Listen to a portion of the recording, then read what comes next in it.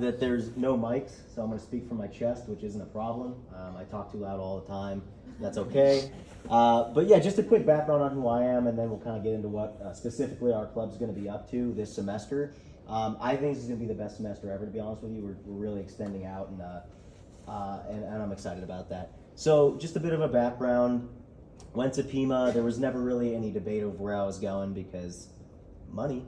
And so I took some time there, and I definitely have I don't know if it's unique, but I think a lot of people can relate. Is it took me 4 years at Pima, which is totally okay. At the time, I was stressing. It's like, geez, all my friends, and blah blah blah. But there's no singular route, and I'm in a much better place actually being there for longer. So anyway, I would say my third year in at the start, I joined Pima Business Club. And I was convinced to be the president by Vivian, Jade, and Javier, and they sold me on it. It's one of the best decisions I've ever made, honest to God. So anyway, I graduated from there. We got a good thing going at Pima Business Club, made some good connections, and then I came here and I started off as in Liam's role actually, VP of programming. I liked it, dealing with the charity work and setting all the events up, and I eventually became VP of Finance, and now I'm the president, and I'm really enjoying it. And the reason I like it so much is because you get to build your team. It's not like in high school where you have this set group of people that you have to be, classmates with. You say, okay, who's the best fit? And then he happens to be one of them. Very reliable person, just good people. I mean, that's number one on the resume is surround yourself with good people. And it's pretty easy to tell. You can tell someone's a psychopath. So they're all really good people. And anyway, so Pima, I'm glad I did business club just because I used to not really be able to speak that well. I was the kid who would look down, and then my dad would be like, "Come on, hey, shake their hand, look up and shake their hand." I was terrified of that. You couldn't tell now, but it's quite the progression. And I know we always talked about it back when we had Toastmasters, and we still do have Toastmasters. I'll get into that later. Just about how public speaking is ranked higher than death on the I'm afraid scale, and so basically I'm humbly saying we're trying to make people not fear death or public speaking because apparently one's worse than the other. And so at this point, without going on tangents, now I'm the president, and I really love the connection that I have with all of you. It's nice. I never thought that I'd be up here with adults. And we're adults now too, but and being comfortable to speak and to have some sort of credibility, it means a lot.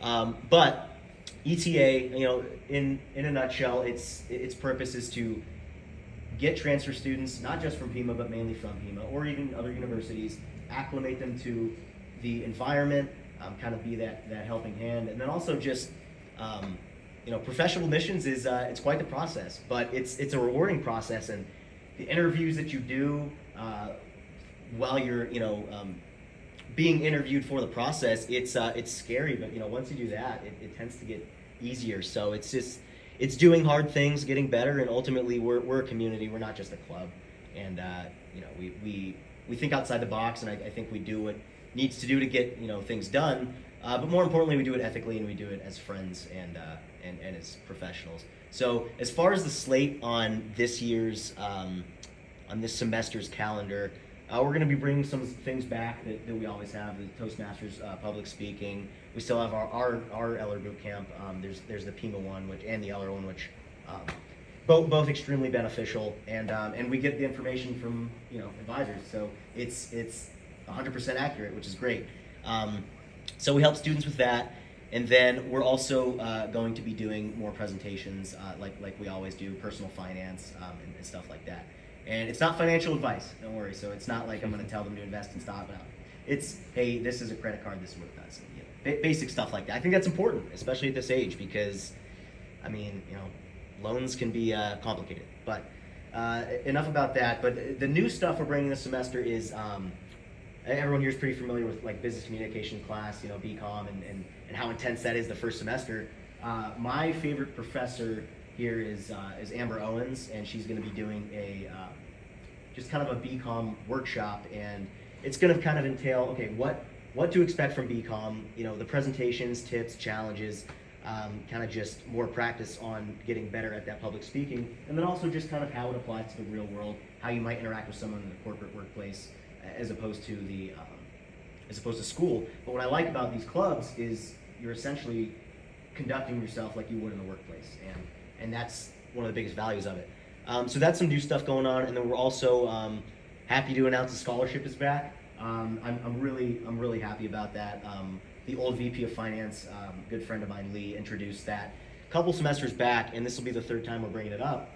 The first semester, due to our fundraising efforts and dues paid, we were able to give a $350 scholarship to other Megan Hawley. She was a great member, and she'll probably be an officer at some point here.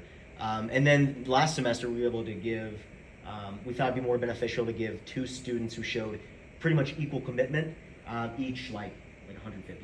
And that's huge. Like any amount of money is huge. So we plan to do that in greater quantity this year. We don't promise anything because you never know.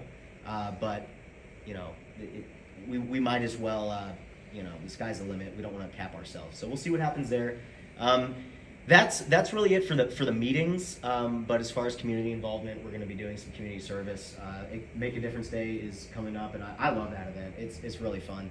We planted trees last semester, which was a little more manual labor than I was expecting, but it was great. And everyone that we were planting, it tends to be in somewhat of lower income communities, which is great. So the kids are playing in the front yard and saying, "Hey, how's it going?" And and then the parents are just kind of watching, being happy that, hey, they might have some shade, in a couple years, 10, 15 years. But nonetheless, it's really fun, and so we're excited to see what we end up doing this year. Apart from that, we like to have a theme every semester. So last semester was kind of just, I guess, financial responsibility, not financial, but just professional development and financial responsibility was kind of our theme. I think this semester it's more of a broad theme, but it's arguably the most important one. So in one word, our theme this semester is action.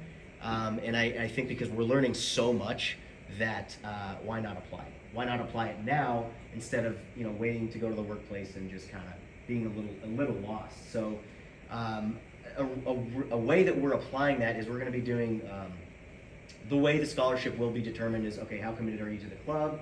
Are you showing up? And we don't expect them to be here every time, life happens, but are you making an effort to be there? And then also, they have all semester to work on a 5-10 minute presentation on what they would do with the scholarship money. Obviously, it's going to be paying for school, but what does that payment do for your long-term goals? So there's a lot of creative freedom there, and I like that. I think that creative expression is perfect, and again, it's more public speaking exposure. Like I said, we're bringing back Toastmasters, and we're gonna force some people to, not force, but we're going to highly suggest that, hey, this is scary, but do it, because it makes it that much easier. Every single time you get up here and speak, it makes it easier. And you're always kind of nervous, but through all this public speaking I've done, I feel very confident now because I'm not faking anything. I'm getting up here and I'm just talking. That picture you see over there in the bow tie and the very candid picture with anyway, I didn't pick the outfit, so I know I kind of look like a penguin, but that picture is from probably the scariest public speaking event I ever did.